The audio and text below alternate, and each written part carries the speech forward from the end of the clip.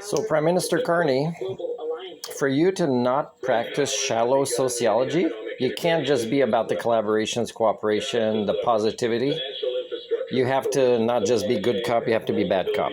Bad means you have to, let's say, for example, the U.S. military is now on probation when they work with the Canadian military.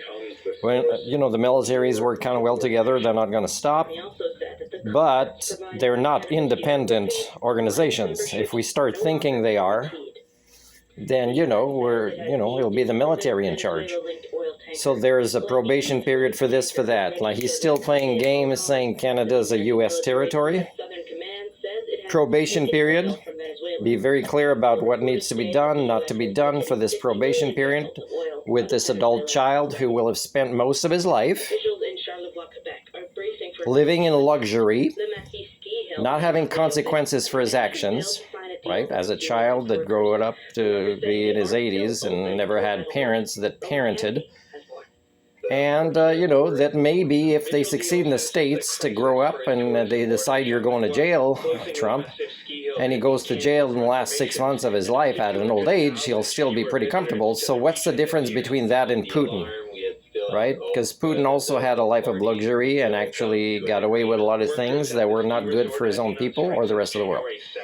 And I think you should continue, and all premiers say that we wish you guys would clean up your own backyards and go through a civil war that excludes the rest of the world as a way to show that you feel bad about having a leader that still wants to police the world, but that actually wants others to do the work for him, and that mixes up things like the monopoly game, the political game, the geopolitics game.